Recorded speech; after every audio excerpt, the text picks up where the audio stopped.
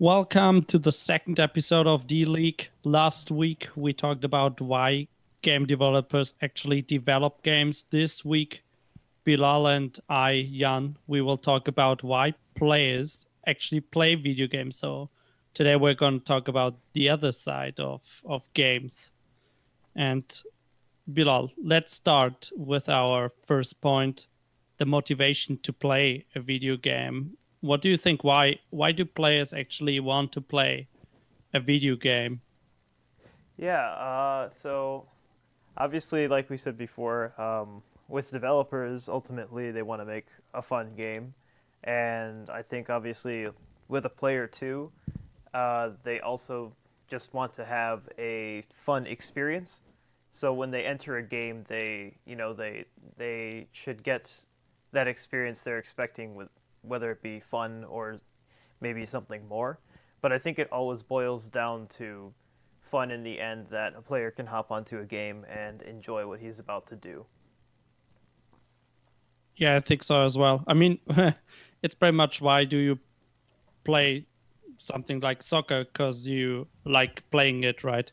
So I think for Yeah. games, it's also like the main point. Of course, the reason why you have fun playing a game is different from person to person. You have different reasons to play a game. For example, um, if you're an experienced video game player, then you might want to play challenging games where you challenge yourself. Um, like how far can you get? How good are you actually at playing video games? So, for example, if you want to challenge yourself, then you play a difficult a difficult game, like for example Dark Souls, or you play multiplayer games to see are you actually the best player, like in your area or maybe in the world. So Yeah, I think that's it's how you challenge yourself. I think it's interesting how because like oftentimes things like this will boil down to one point ultimately where in this case we were saying fun, but there's always so many different areas of gaming and so many different things that people are interested in. And so I mean, I think it's yeah, like you said, there's lots of different things to investigate, like people playing those really hard games or people playing very casual games, but in the end, they're both reaching after that fun, just like we said. Yeah, I mean when you say casual games, I think with well, let's just say casual games. I mean, what somebody sees as a casual game is different. Like, well, the difficulty is different from person to person again, right? Mm-hmm. So I think like for when you play a casual game, I think the motivation is more to relax or to get like easy rewards. Like you come home from work and you're all stressed out, so then you want to just you want to calm down, you want to enjoy the game, you don't want to push yourself even further, like when you had a stressful day and then you play the difficult game that pushes you to your limit, then it's also kind of stressful. So I think like casual games, like the motivation to go for a casual game would be like relaxing, like the relaxing point about playing video games. Yeah, I definitely would agree, especially from firsthand experience. Oftentimes, when I'm doing a lot of work, and it's something I've noticed actually, where if I when I play a competitive game and I want to rank up a lot, uh, it typically gets so much more stressful than playing something casual. Like, for example, if I work, say, 7 hours straight or something like that, and then I decide, oh, I want to play a game, I'd never pick playing ranked queue in something like League of Legends or Dota or StarCraft, just any esport, just about simply because if I care about the rank, then I will get stressed over that too. Just like if I were to have gotten stressed from all of that work, and so I'd be much more Mm, likely to play something like Skyrim or some sort of RPG where that progression is still there, but but I don't have to try as hard. Uh, I mean, yeah, that's from a first-hand experience. That's how it went with yeah, me. it like in RPGs, you can just go at your own pace, right? You, if you want to explore, then you can explore. If you want to, well, if you are in a hurry, then you can just like skip the story and just get the game done. But like Hmm. the RPGs, they don't really. You're just playing well on your own, except if you play an MMORPG. But mostly you're playing on your own, and you can just go at your own pace. Hmm. And I think uh, there's another point why you would, for example, play an RPG. Um, is that some people also want to, well, they pick up specific games because they want to discover a new like game world or game setting, new stories. Um, I mean, when you think about a role playing game, you don't always have to be like the good guy, the good hero, running around in this world, saving it from like demons or some bad guy. Maybe you want to be like, you have to. Let's imagine you have to help people during your work. Then you might say, okay, yeah, I want to be the bad guy for once, and then so maybe you want to play an RPG where you are actually the bad guy, or I mean, like most RPGs, you are the hero, like you're saving the world or saving some city or saving people. So, uh, like playing a game where you're actually the bad guy, maybe you're dooming the world, or actually you seem like a bad guy, but you're actually a good guy, would be like a new setting, like Yeah. which somebody actually wants to explore. Because if you play the same setting all the time, then it gets boring, right? It's always the same pattern. So you want to mix it up. Yeah, and I'd say, and from a kind of setting pattern like that, I think that's why uh, games like Mass Effect, for example, since that's actually an RPG, since we're talking about that, um, since you can pick like a renegade kind of path, if it, obviously for the first three Mass Effects, if you're able to pick a renegade sort of path where you act as either way you're saving the world, but you can do very questionable things or very uh, you know it's Paragon versus Renegade. So if you were a Paragon, basically you do everything that's to help people. If you're a Renegade, you kind of do whatever it takes. So you wouldn't mind, killing innocent people to, save the galaxy or whatever. Hmm. And and when you talk about setting from that standpoint, that's something I find interesting because I've played the Mass Effect games like at least 5 times, a playthrough of, of like each game. Probably only 2 to 3 times the first one, but I think the second one I've probably played about 5 times simply because it's just cool to explore all the different things that you can do over again. Sometimes be the bad guy, sometimes be the good guy. Um, and if you think about the other, things that go under settings, like art and where you are, not just how you're Yeah. acting. Um, I think that's a big reason for why games are in different locations or areas and have different art. Because if we didn't care about settings, then every RPG could just be medieval or space or one one of those two, for example. But we do actually have all these different RPGs like Mass Effect is in space, or there's a new kind of recent roguelike Everspace, which is also in space. And then you have those medieval ones which are magic based, and they all kind of join in their different areas. But for me, I'm very interested in both magic and space, and so I think it's very interesting to hop into different RPGs and be tossed into those different settings, which can be a huge motivation for the games you play, I think. Yeah, I think so as well. I mean, you have your maybe favorite setting, but for me, um, like if you play a more modern setting RPG, then also like the weapons are different, like the game style is different. Like medieval, well, sword and bow, but then for if you have like a space RPG, then you might have like laser guns or like modern rocket launchers and stuff. Hmm. So it also, I think, like even if in the setting of like an RPG, you can have several, like you said, several designs or settings how you actually want to show the player your world or the Hmm. world you created as a Yeah. developer. Um, and well, I think for example, if you have an MMORPG, then well, you have to also think about like an interesting world where people can interact together.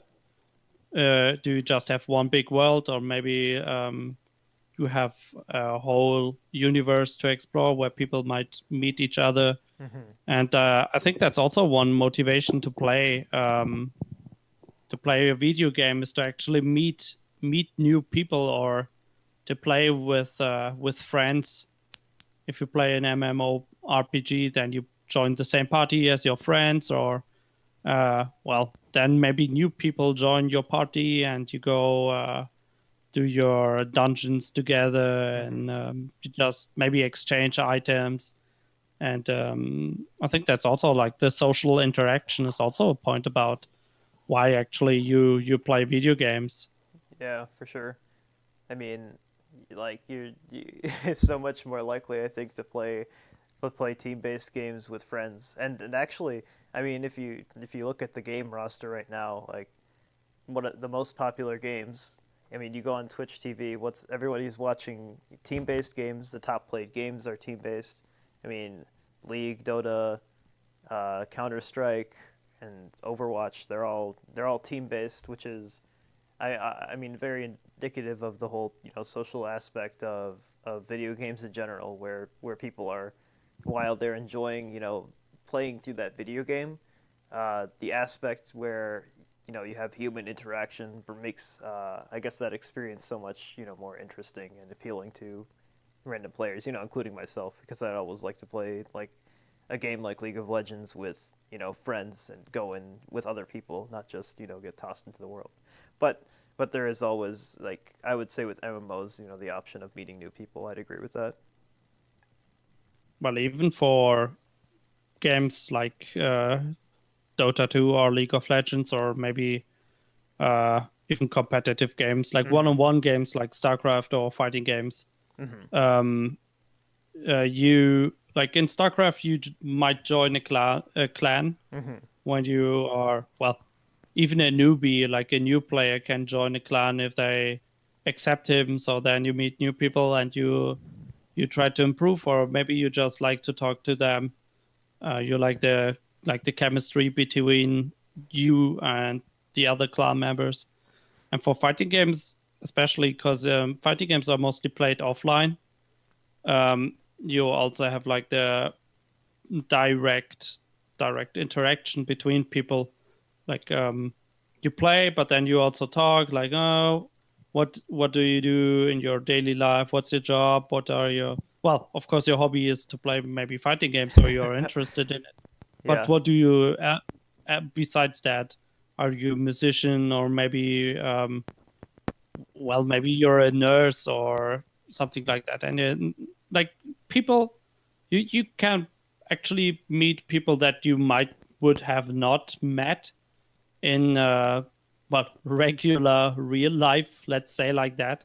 Mm-hmm. um like you can meet people you wouldn't expect to meet. Like, at least that's my experience from being a fighting game player for 11 years now, that you meet guys that are still in school, you meet guys that are students from different departments, uh, like engineers, or maybe Japanese studies, Korean studies, maybe some economic students. Then you have guys that are in their mid 30s, and they work and they tell you about their work. And I've met some really interesting people, at least when playing fighting games. And because you have that common ground, you also like can connect more easily.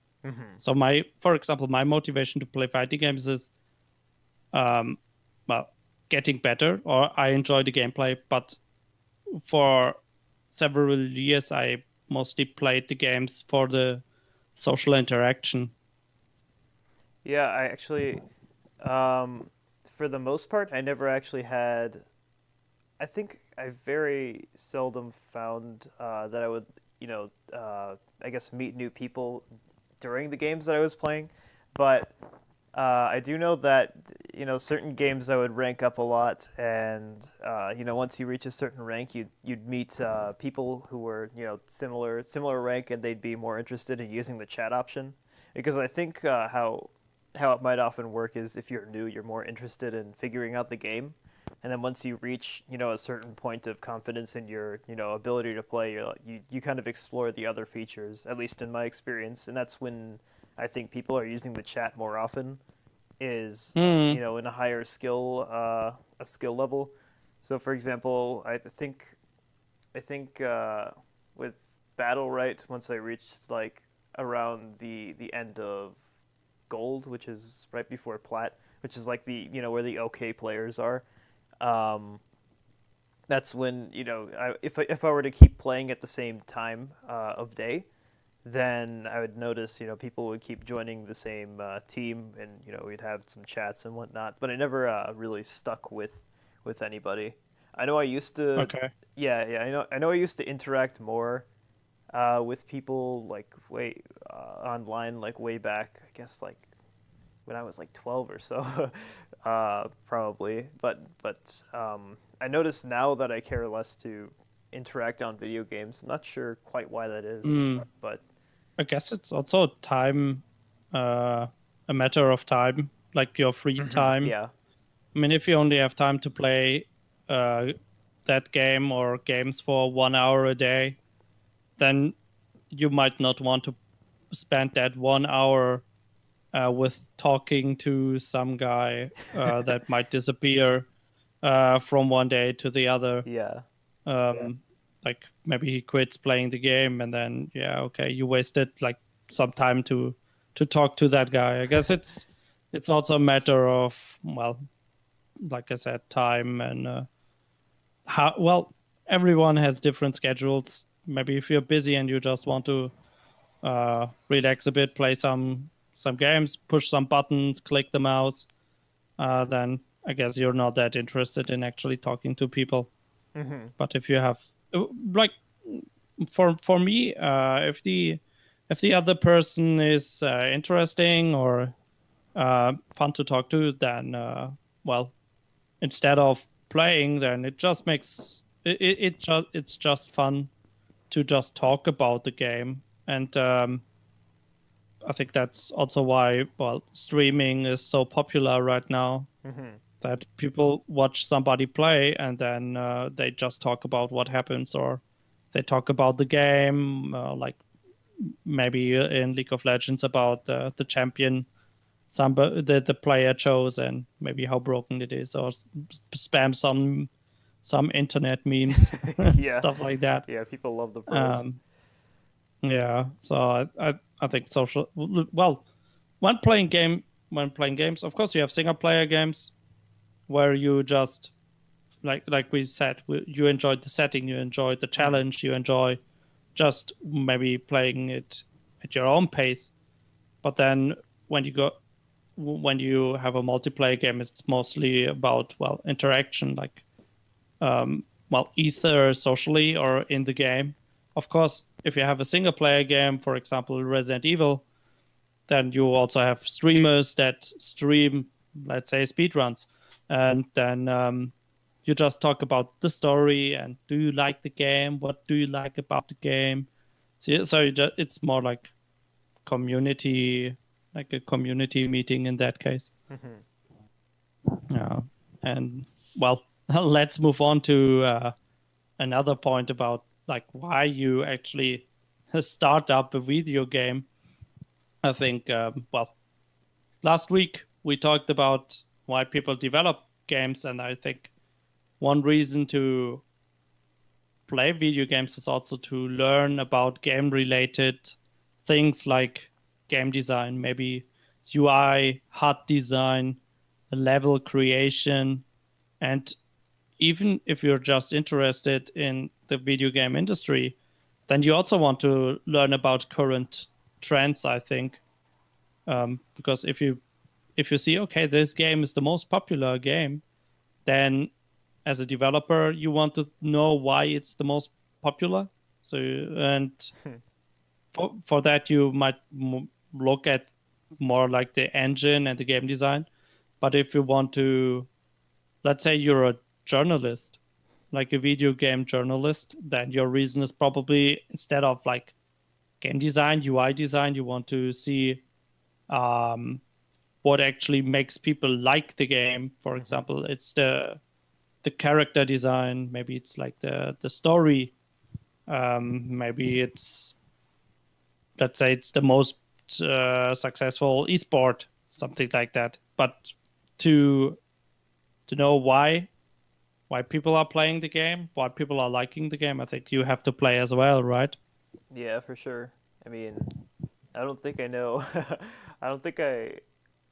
I mean, I think every game developer who's like actually interested in making games has probably gotten into it by playing games. So I mean, like even when you're starting out, you kind of at some point start to notice all of the, even if you're not looking for it, you'll start to notice the different aspects of game design that are put into a game.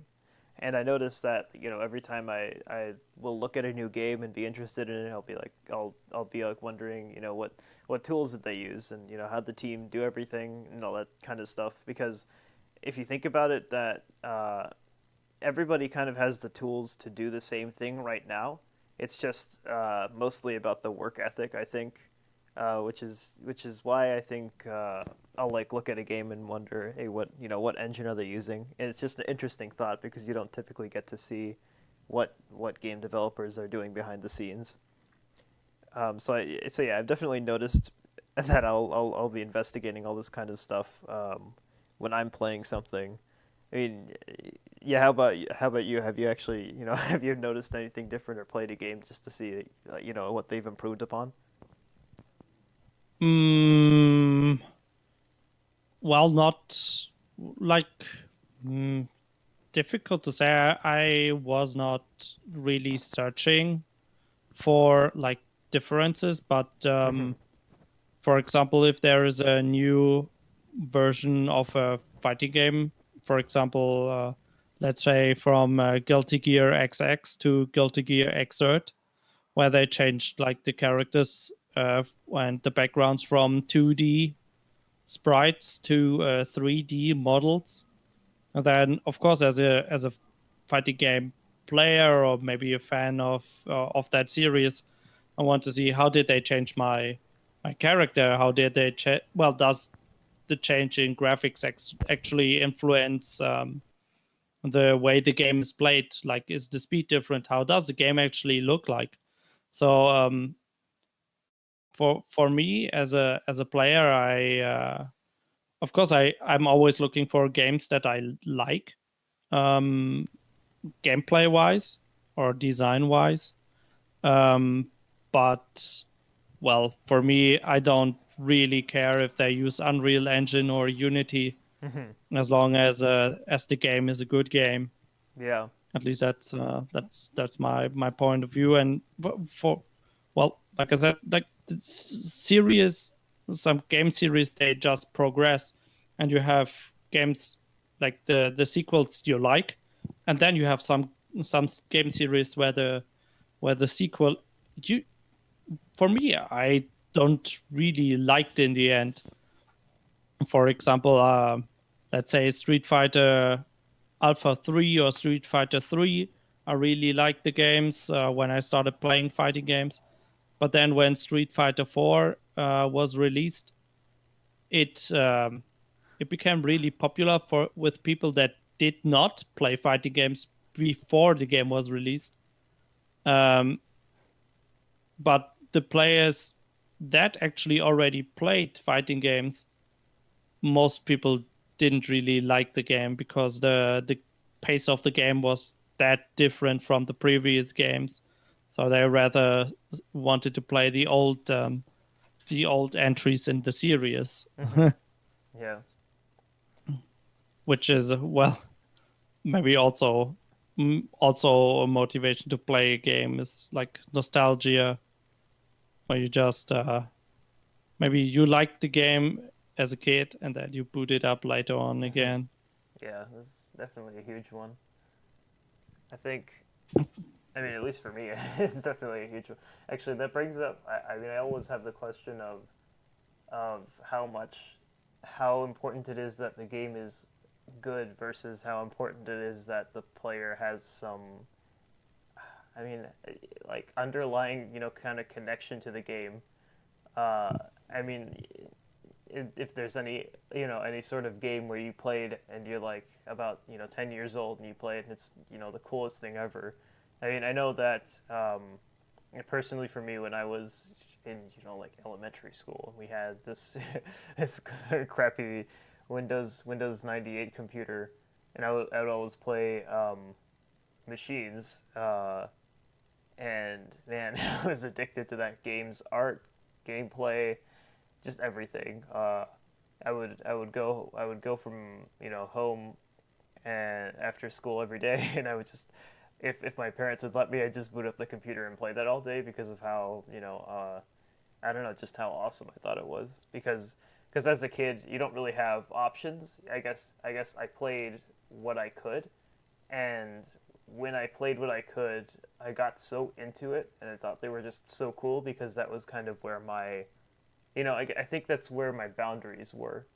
Was Machines was kind of the game that I had, and so when I played it, I thought it was the coolest thing out there because I guess I didn't really play anything else, and the fact that I was so appalled by it at that time made me so much more interested in it. And to this day, I can play the single player Machines and enjoy it simply for that nostalgia factor. And No, yeah. I guess other people might not like the game because it well, like the controls are really clunky, and I think it was one of the first 3D RTS, right? Oh yeah, I think So I think technically the first, but look, I think one of the Command and Conquer games was also released like at the same time, and it was 3D, so kind hmm, of defeated the purpose of a no-name IP to become 3D. yeah, but well, you really enjoy the game. Well, I also enjoy the game when I actually play it Hmm. because I also played it as a child. Hmm. But maybe if you would give it to somebody that does not know the game and you say, yeah, it's like my favorite RTS game, then they play it and they play the first missions and then they say, okay, the controls are really clunky, Hmm. the game is too slow. Why is the computer cheating by spawning units Yeah. with triggers? Or if you play a skirmish, then okay, why does the computer not do anything? Or why does it stop taking after 5 minutes? Stuff like that. Yeah. Um, so yeah, definitely nostalgia is also well a really strong thing why you actually play old games, I think. Hmm. That's what I find so interesting is because I've actually had other people play the game with me, and they'll play it, they'd be like, it's so bad, and I hate playing it, but like me, that's why it just kind of boggles my mind, like is should we just be making games that people that people think the art and the concepts are so amazing, or should we be making games that are so cool or that are like really balanced and Good to play. yeah, Like basically good to play. Um, but I mean, I think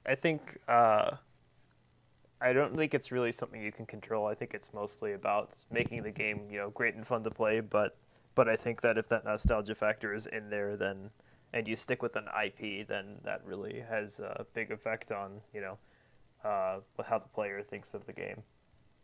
Yeah, I think so as well.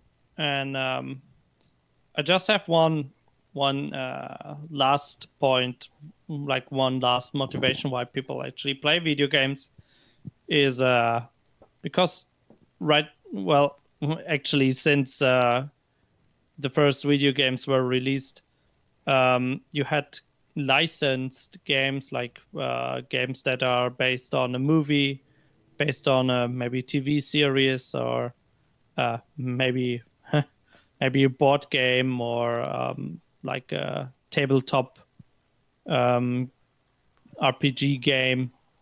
And I think why people actually might try video games, even if they are not that into video games, would be that there is a well licensed game of a series or like a product they already like. So, for example, a TV show, Mm-hmm. and I mean the video game, um,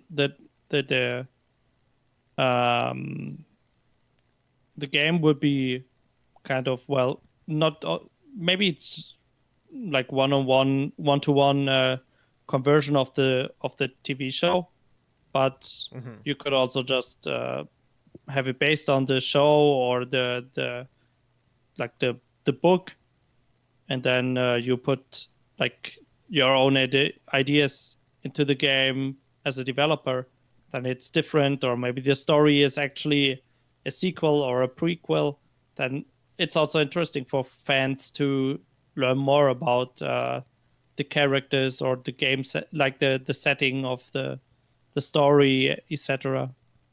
Yeah, I know I've bought. I don't. I haven't done that anytime recently. Simply because I mean, I've always felt like before they were more focused on making the games of those movie, movie and TV licensed games, the gameplay more interesting. And like nowadays, it seems like it's more of just something that's monetized, and they kind of just toss them out fast. But I mean, from my personal kind of Don't worry, it experience was with the same in the past. well, yeah, I know that as a kid, I played. God, I played at least four. I know there was a Lilo and Stitch game. There was like a Monsters Inc. game, Buzz Lightyear, and Spider Man. I know I enjoyed all of those a lot, but I'm trying to think of an example of. I don't think I kind of stopped playing the new ones because it seemed like the quality went down. So I'm not sure of any. I can't say for sure, maybe but maybe maybe that's just your impression, because maybe. when I think back to my childhood, then you had like what was it, like a Spider-Man game on Game Boy from LJN that was like Eldrin. the music was all right and the sprites were all right, but the gameplay was pretty trash, and because the controls were so clunky, the game uh well, of course, some people might have beaten the game, but let's say it was nearly impossible to beat the game because no matter what you pressed, you didn't know what you were actually doing. Like you tried to shoot your web, but in the end, you just ended up punching the air for like 10 times, and maybe then you thought, okay, I need to jump, and then maybe I need to punch, and then you just fell into like into a pit and you died, and yeah, stuff like that. Like there were really terrible licensed games. I mean, ET on Yeah, Atari 2600, the one from uh, LJN. or well, like Family Food Mm-hmm. games. Like I mean, they just licensed it in the game, and then they made it based on like the in this case a TV show, but I mean, it might gets boring really quickly, or that like ET or Spider-Man they just threw on the market and the games were pretty trash, and they hope that it would sell because it's Spider-Man. Yeah, that's true.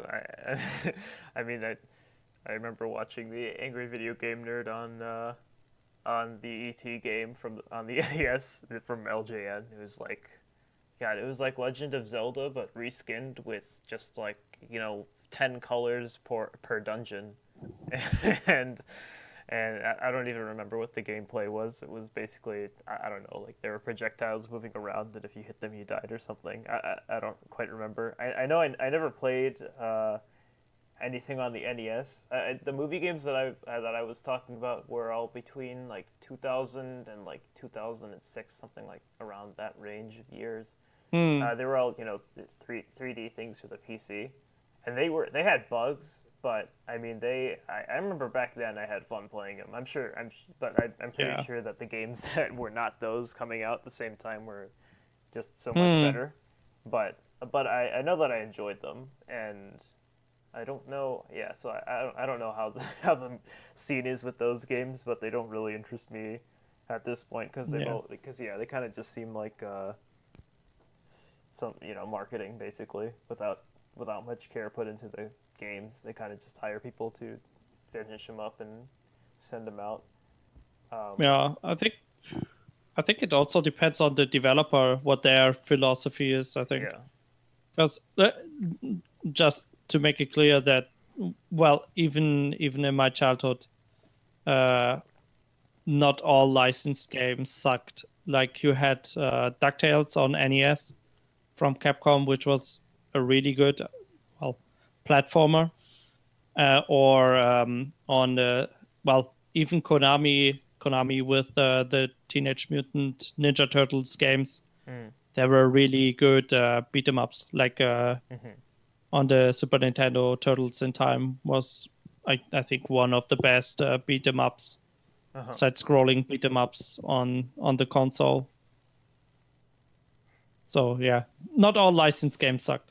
Yeah. Anyway, let's move on to our next topic. We talked about the motivation why people play video games. So let's just talk about the how this motivation actually affects the game selection of the player.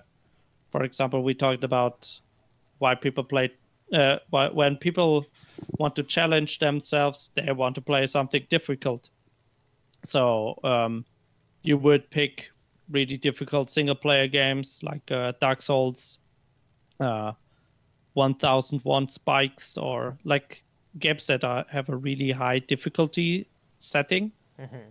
Um, or, like I also said before, like multiplayer games where you just challenge yourself against other players. And, well, other players get stronger as well. So you always need to keep improving, right?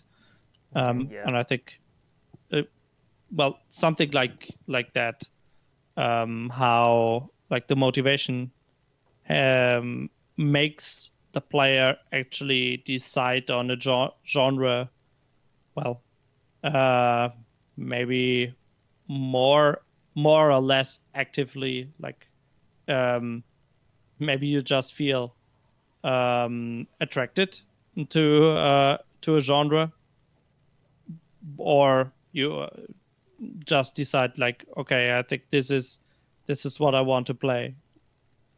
What do you think are some like reasons how like the motivation affects genre selection for the player? Oh yeah, it's a I definitely agree on that challenge point. Um, and I think I'm not sure I've played too many single player games that were super challenge. I think I know I played. There was a Ninja Gaiden game on Nintendo DS, which I played a lot. Which was that was one of those games where you're playing single player, but you want to do everything like faster, or things like speed runs. I think are examples of where you want to challenge, but you're playing single player. Um, Hmm. and I know that I definitely enjoyed those a lot. Um, but I think I think usually when I go for a challenge, I'm usually more interested. I think in those kind of esport like games. The common ones that we're talking about, like League and whatnot. Um, and yeah, I mean, I think yeah. So challenge is definitely a big one, and that's kind of I'd say I kind of put challenge into I guess four different areas. So there's like um, competitive casual, where you're playing those kinds of games that are they're usually esports, and they're oftentimes an RTS or an action RTS slash MOBA or some sort of strategy game. Um, and they can be like some of the smaller ones too, like Rocket League is or even Off-World Trading Company is even smaller one you probably haven't heard of. Um, that are both, they have a ranked queue and you can hop into it, but they're not, huge esports. Maybe they have small tournaments. And I think competitive casual is kind of like one of the hugest groups of consumers out there, and the big trend behind with those games, I'd say, is the skill and tactics that are combined with them. And there's also this kind of aspect of reflex, which is sort of skill and sort of just about the rush of having to do something at the right time, I think. Um, so yeah, I'd say for my first kind of subcategory of challenge, I'd say that's competitive casual, where they're playing esports but not to be pro. And then you also have, of course, the pros, which are playing the same kinds of games, which I call them competitive players. And then you kind of have casual and casual skill. Um, so I mean, it's hard to say, uh,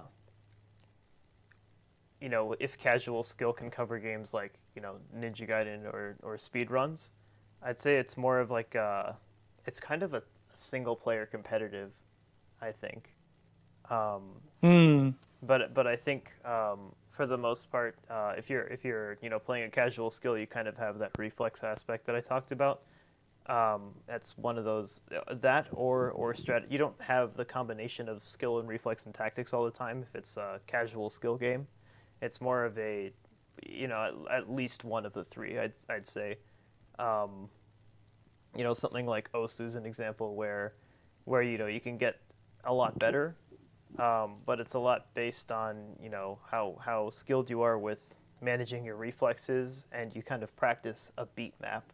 So Osu is Hmm.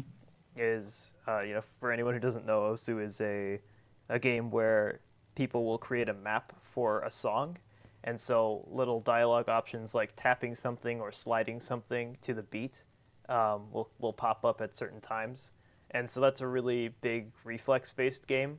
But I'd say the skill in that is memorizing where each thing is and knowing when to use your reflex at the right time. But there's not really much tactics in something like Osu, I'd say. Um, and then you of course have just the regular casual games where they're anything like match threes or I don't know. Say for example, if you're playing Skyrim, but you're not playing, you drag the difficulty slider all the way down, you don't really care, or you're playing just for story.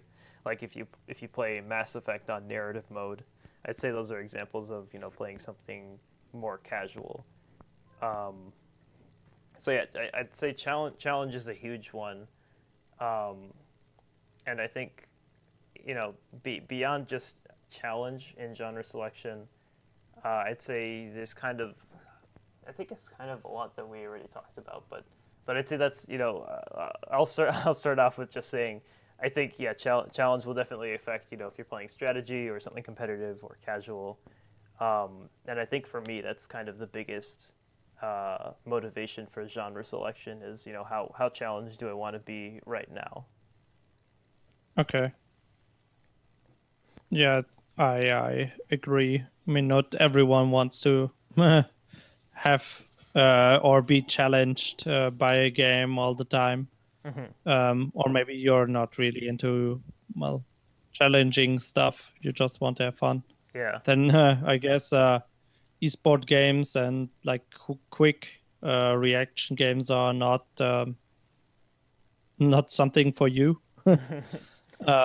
Except, well, like if you have a music game like Osu or Beatmania, then, well, it's more about just learning the pattern, right? Yeah. Then maybe well, it's challenging, but maybe you enjoy it's like playing an instrument, for example, when Yeah. playing Beatmania, because you have that DJ controller with buttons and a turntable. So maybe you just like doing that, like using the controller and listening to music. Um, and yeah, I think of course you have like the other motivations that we talked about challenge, but if you want to play with your friends or if you want to play with your friends, then you need to play something that either you can play on your console or PC together. I mean, you can enjoy an RPG together or an action game where you say, okay, I'm going to play that level, you're going to play the next level, and then you just kind of support each other, or you uh, talk trash a bit while the other guy is failing or stuff like that. Yeah. Or, well, of course, something like co-op um, games, like Portal 2, for example, which you can play together to solve riddles. And, well, of course, team-based multiplayer games, Dota 2, um, Counter-Strike, well, probably most of the FPS currently. Um, Yeah. but maybe you also enjoy like Capture the Flag in Quake 3 or something. Yeah. So I mean, even some one-on-one games also have uh, team modes that you can enjoy with your friends. So maybe you play competitively one-on-one, but if you want to play with your friends, yeah, let's play some team deathmatch or Capture the Flag. Yeah. Whatever you can So hop then into. you of course need to pay attention which game can you actually play with multiple people, Yep. Yep. and does it have net play or just offline? Then of course, if you live if you don't live in the same country, then you probably have a problem if it's only offline. Yeah. And so yeah, well, I guess you agree on this genre when playing with friends. Yeah, I'd say. Yeah, I mean, Okay, I then feel like it's anything that, uh, for me personally, yeah, I think actually games are more about if you can enjoy it with someone else, because I mean, I played a huge range of multiplayer games just because I'll have like a group of friends and we'll hop on the same voice chat and play anything as silly as like Minecraft to something like I don't know, like Call of Duty Modern Warfare 2, and they have this like Spec Ops mode, and like even even like to this day, no matter how old the game is, like you'll play it as long as you and your friends can have like a good experience, like working on this or doing the same thing in the game. I think. yeah, exactly.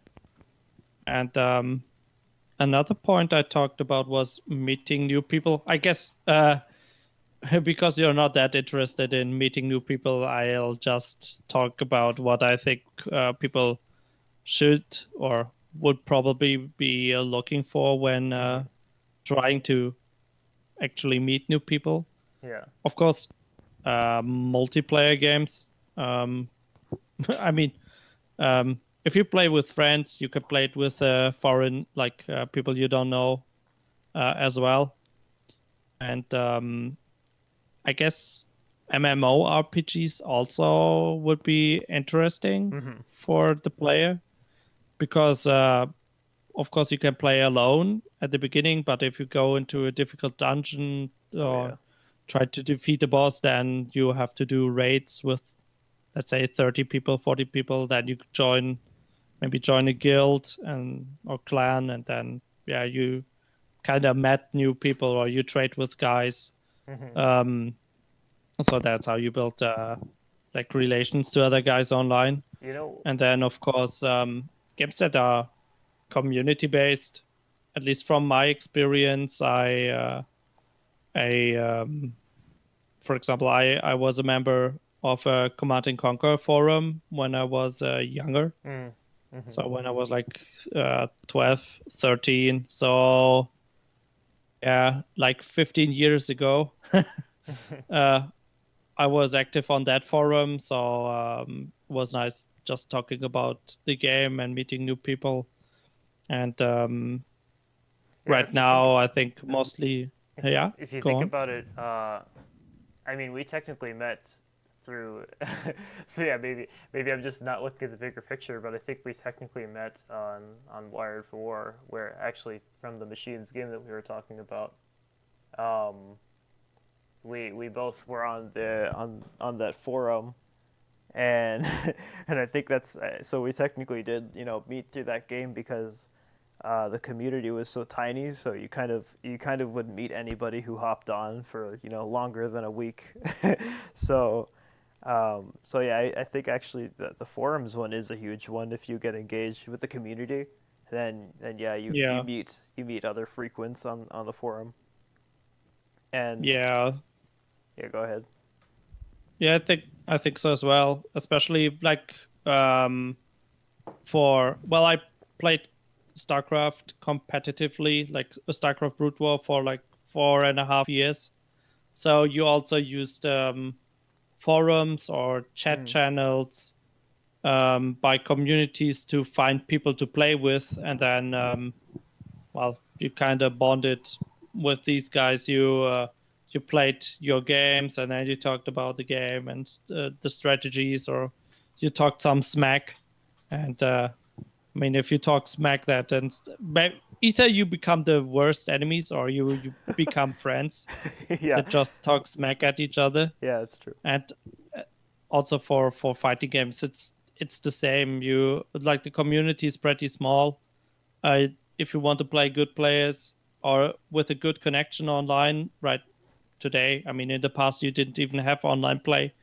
You had to meet people offline in real life. Yeah. Um, but today you want to have people that have a good connection and that know how to play the game, then you would need to actively search for people.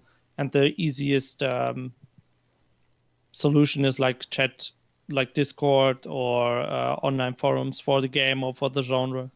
Yeah, I actually Yeah. have. Well, you know what? I think I've actually overlooked another big example. But before I get into that, I want to say I think another huge aspect of meeting new people is like how accessible the game is to play. And if you look at something like RuneScape, man, that game, any computer will run that game because because it's on Java, and as annoying as it is to configure Java, I mean, it does work on just about any system, and the computer and the game is not very graphic intensive. So it was so easy to just hop in and train whatever skill, and just hop into the chat and start talking to people and meeting people. Because I know I met at least one guy on RuneScape. Um, and yeah, I mean, I just think that just the fact that I could run it on my old trash computer, enabled me to do that kind of thing. Um, and there's also the case where I used to play so much Minecraft when I was in like the beginning of high school, I think. So I was like around 14 or so. Um, I used to play so much Minecraft. I've actually met like at least 10 people, just playing Minecraft on servers, and then moving from the server to, Ventrilo, and then Ventrilo to Skype, and Skype to and it goes on until, like Discord is out, and we're like, a few years into the future, and all of a sudden, I just have, we have a community of, friends, just from playing, the silly block game that that you could, play sandbox together, or PvP and raid people's bases and whatnot. Like, so, and I mean, that's where I met, I think, most people, is just from those games where you can kind of do whatever you want, or they're very, easy to play since on any computer, since they're not very intensive, I'd say. Yeah. I think most multiplayer games are actually not that well resource intensive Hmm. because you want to have as many people playing the game as possible. Yeah. So if you alienate them by requiring the newest graphic card or CPU, Hmm. then well, uh, who actually has the money to buy a $400 $500 graphics card? Yeah. Or like Exactly. in total you need to like it let's you could say who has the money to buy virtual reality equipment right now, because you need a really high spec PC, Yeah. and then you need a virtual reality device that costs like $400 to $700. Yeah. And there's So you also invest like $2,000 just for virtual reality. yeah, that's true. That's it's actually why I'm not playing VR games right now. I mean, they're cool, but yeah, I don't want to drop a lot on them. And I mean to actually supplement what I was saying earlier, there's with multiplayer games, I know a lot of the new ones that look amazing. They're like 50 or so gigabytes. So I mean, if you compare like Black Desert Online to RuneScape, I mean, you can hop on any computer and you can play RuneScape within like 5 minutes. Just just log in because you don't really have to download much.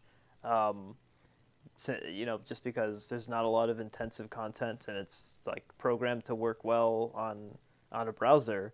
Uh, but and then there's so like if you want to switch to your Mac for example on RuneScape, there's no problem. But if you look at the more modern games, like for example, or like Black Desert, like I brought up, it's only Windows. But even if it were Mac, you'd have to say you take your MacBook around. You'd have to download that again, 50 whole gigabytes. The gameplay is more intensive, so you actually have to, be ready for a gaming environment. And then also, um, yeah, the fact that, maybe something like Black Desert with these great graphics is not going to run well on your laptop unless you've specifically, purchased a good gaming laptop. So, it's just there's a lot of stuff that will reduce the chances of meeting a new person whenever you like either increase the size of a game or graphics of a game or difficulty or skill required for a game. So yeah, I mean, Hmm. I think yeah, player accessibility is probably a huge one when it comes to uh, meeting new players. I'd say. Yeah, I think so as well. Well, but also the age of the game is also a factor, because Hmm. I think not many people start playing an MMO that's 5 or 6 years old Yeah, um, for no reason. I mean, that's they true. probably look for the newest MMO, or Hmm. well, except World of Warcraft. I guess some people actually start playing that game, even though it's ancient. I Yeah, by that's true. today's standards. Yeah, I Um, actually kind of feel the same way on that. I don't really want. That's actually a reason why I wouldn't probably get into World of Warcraft anytime soon because it's very it's very old and I kind of just have it in my mind that it's like, well, I wouldn't want to jump into an old MMO. I'd probably just play a new one. yeah. Um, so let's see. Then let's mention our next few reasons how it like motivation affects genre selection. Um, I guess we can just tick off games based on licenses. I mean, Hmm. well, you just play the game, right? Yeah. I mean, you know the show, or you know the book, and that's why you play it. Or Hmm. maybe, well, it can also be like the other way around. You play the game because you are interested in like knowing about the character or the story, but you don't actually want to read 400 pages of Harry Potter, or how many how many novels are there? Like seven or something. I think there's So more you now just even. yeah. So you just play the game because it's interactive, and you know about the story or the characters. I mean, they need to present them Mm-hmm. in the game as well.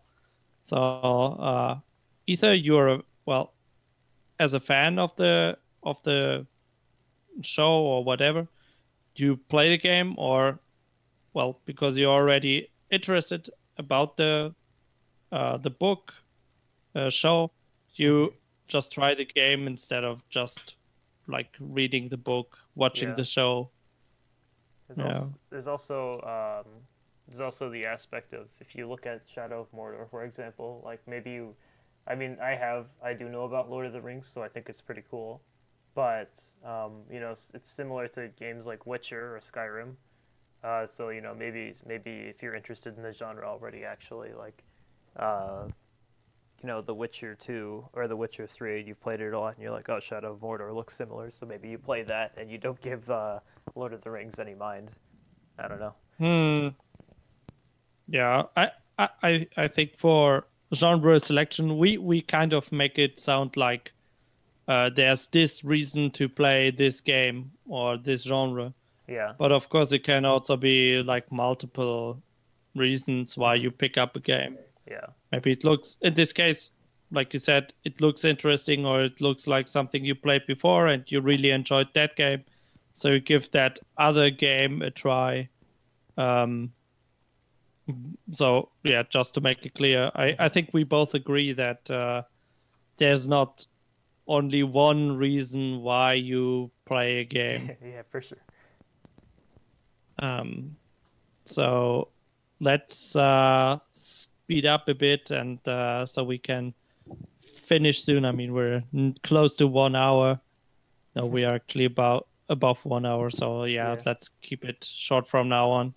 I guess uh, if you want to, um, if we want to learn things about game development or game-related knowledge, what do you think? What games would you be looking for? Which what what's important for you? Yeah, I mean, I think just anything that I'd be working on, I think it's a very good way to learn more about what you want to make and how to make it better. So, for example, if you're making a turn-based strategy, then you probably go and play turn-based strategy, look at their UI controls, see how the game kind of runs, and just about every aspect, UX, art, gameplay, how do they make it fun? All of that I think would be, Hmm. yeah, just or RTS, then obviously go and play the classics everybody's playing. I mean, most people like StarCraft 2 is probably the biggest RTS. That's probably when you would hop right into, and other games that are similar to yours. So if it's small scale, like maybe you'd go and play an old small scale RTS, or a new large scale, whatever is most similar to your game. I think and is successful would be something you'd want to play. Yeah, I would add that you would maybe look for, like, if you want to use a specific engine, then you would look for games that use that engine. Mm-hmm. So you see how they use it. Um, Also, like open source games. If you want to learn maybe something about coding or how like the file structure is set up, how the engine works. I mean, you can just take a look in the code to learn how they did it. And then also, well, easily modifiable games where you can just, instead of starting from zero, where you have a game, for example, Warcraft 3 had a really good map editor, Mm-hmm. which led to stuff like tower defense, hero arenas, Mm-hmm. MOBA. Yep. I mean, MOBA was a genre that was invented in Warcraft 3. So a lot of things people play today or on their like on PC or their smartphone, uh, was actually done in Warcraft 3, like I said, tower defense, Dota, Yeah, for sure. MOBAs. Yeah. So I think people like, if you want to learn something about game development, I guess you would also look for this, like these points, depending on what's most important for you, of course. Mm-hmm. And So my last point will be games for relaxing and easy rewards. I guess Facebook games, smartphone games, um, and games with a really shallow difficulty curve. Hmm. And my example would be like the old Super Mario games. I Here. mean, they don't really get that much more difficult from level to level. It's pretty much just platforming, adapting to the new level, but the enemies work pretty similarly. Hmm. So and well, Facebook and smartphone games, it's all Yeah. about just clicking or touching the Hmm. the screen. Yeah. Even those clicker games like Cookie Clicker, where you literally click something until you get rewards. But I think Yeah. I think in all seriousness, I think most PopCap is a huge example of a game company that's like doing like fun games that are relaxing and easy rewards. They're not just clones of everything else. I think like Bejeweled is probably a huge one because it's kind of like the biggest game in match three. Because it had that before a lot of other games were doing match three, um, and they had much better graphics than all the other match threes at the time. I think Bejeweled 2 and 3, and then there's Hmm. also stuff like Chuzzle and Scene Aquarium. They're smaller titles that were also just they were fun like puzzle games that you could relax and play without having to stress too much. Except for in Scene Aquarium's later levels got very intense, but for the most part, I think PopCap, they make those kinds of games that are actually, fun, not just reskins, and they have this kind Okay. of relaxed slash easy rewards thing. Yeah, I see you're really experienced in relaxing and easy rewards. So at Yeah. least more than I'm not interested in Facebook games. Or Hmm. like for me, like old Super Mario games are too boring to play. I mean, Hmm. they are classics, but for me they are too easy to play. So either you go all speedrunner mode or it's too boring for me at least. I don't really have much So experience with it, but I only played about like one for the Game Boy. I think the mm, Super Mario Super Mario Brothers. Land. Yeah, or something like that. Yeah, I don't remember which one, but yeah, Yeah. I don't know. I don't think I'd play it again. I didn't care too much for it, but yeah. Okay. So now that we talked about how motivation affects game genre selection, let's finish with our last point for today.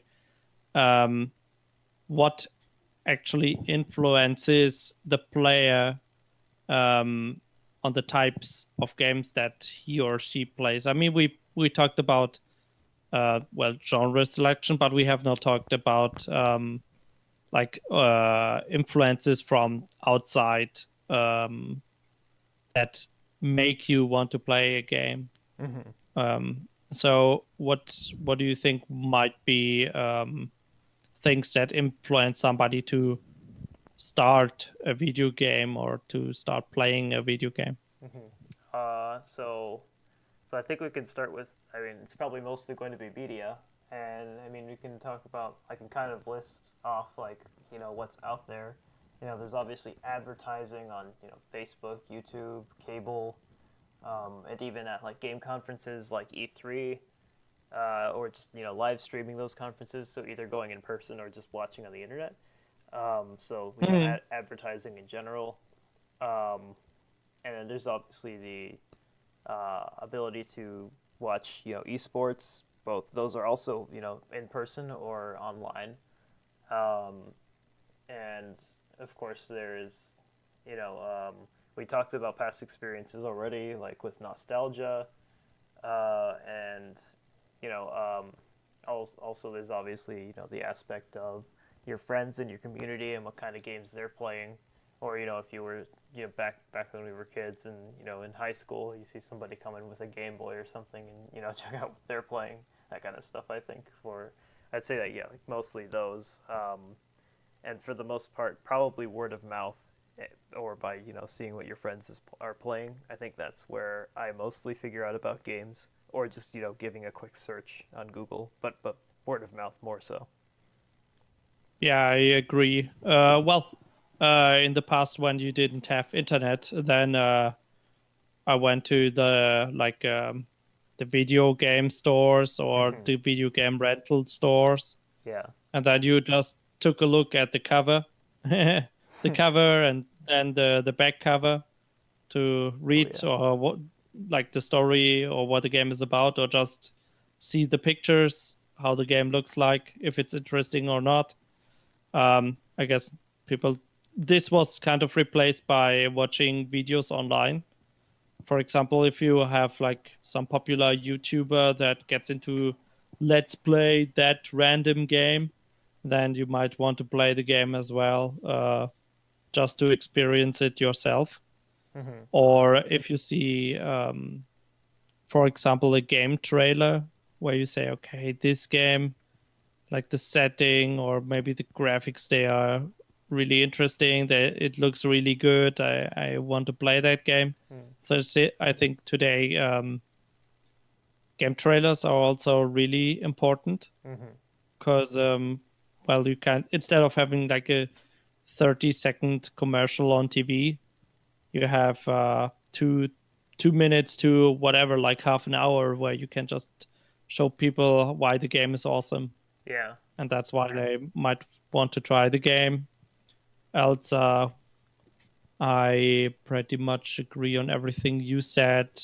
Also, right now, I think because games are that popular, video games are that popular. Also, you have news reports on news websites that are not, um, let's say, directly related to video games. Hmm.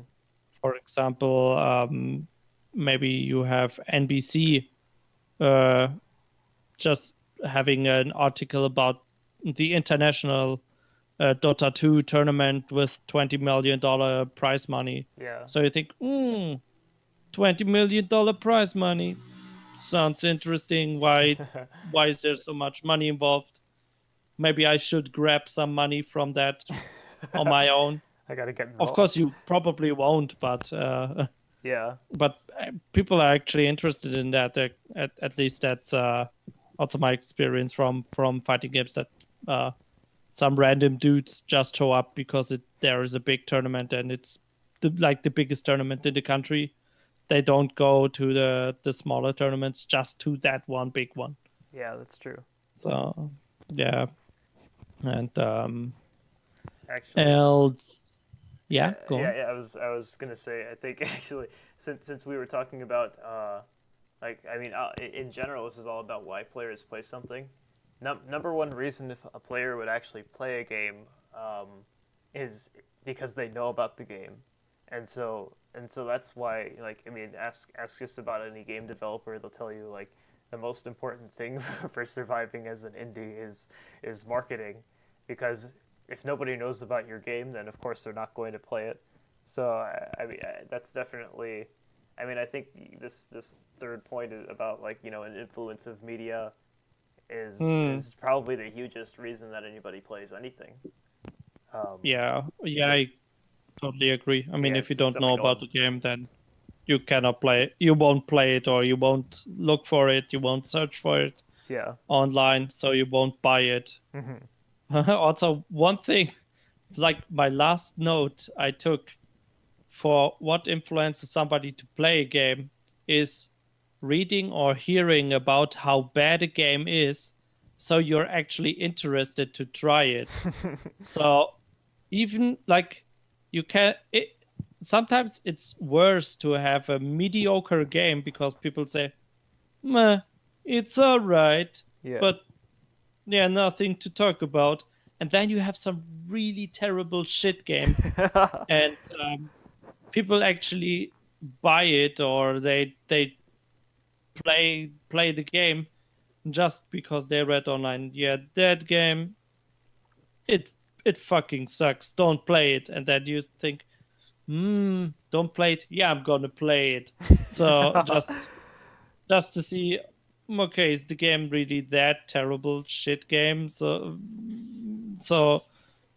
at least for me, I'm also kind of interested to playing some really terrible shit games. Yeah, I think. Like for fighting games, there are a lot of old old games that were really really really terrible.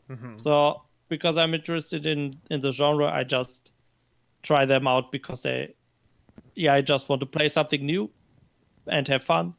So playing something really terrible which I cannot take seriously is fun. Yeah, I don't know. I don't know that I would ever do that with a game, but I know to relate some. I think I think you've watched it too. The like the movie The Room, for example. Like how just the reputation of how bad it is. That's what drove me to actually watch the entire thing. And I mean it's a funny thought because I mean the whole point is that it's not good, so you don't want to watch the entire thing, right? But I mean, Yeah. just I guess the wonder at how something can be so bad that everybody's talking about it can drive you to play or watch some certain thing. At least from my experience. Yeah. Yeah, exactly. Yeah, also I watched the Room. Great movie. I can just recommend it. Yeah, sorry for Uh, anybody who thinks it's Oscar level. best director definitely, and best story writing. So yeah, at least that's everything for me. Well, at least what I could add to your points. Anything you still have to say about what influences somebody to play games? No, just want to reemphasize that when people don't know about a game, that they won't play it at all. That's just why marketing is so important, I think. Yeah, I think so as well. Or well, not directly marketing by you, but actually having people like the players talk about the game, or maybe Yeah. recommending it to their friends, stuff like that. All right, then let's wrap it up real quick. Do you want to wrap it up this time? I did it last time. Sure. Let's see. I mean, we talked about, general motivation of, why everybody or players in general are interested in playing any sort of game, and we said it boils down to fun for the most part, but also has, other things supplementing it, like if you're interested in the game's features and you want to make your own sort of game, or you want to play tournaments and get money, or just discover new worlds that are set out by game developers. We moved on to how that sort of motivation affects the genre selection. So like how what drives you to play a game determines what genres you're going to play mostly. So if you're interested in competitive games and or money or tournaments, you're probably going to end up playing an esport, which is usually some sort of strategy game. But then there's also the um, opportunity of playing an FPS game. Um, and we also after that just moved on to how people are influenced in general um, from anywhere to play a game. So we said possibly word of mouth or advertising, online game trailers, just any way that you can hear from either the media or friends that about some sort of game, or how you can be influenced to play that. All right. So that's it for episode 2 of the D League. Then I hope you enjoyed listening to us. Please send us some comments. We'll reply to them. If you have any questions, also feel free to post them. And I hope you will listen to us in the next episode of the D League. So thank you for listening, and have a nice day. Yep. See you guys next time. Bye.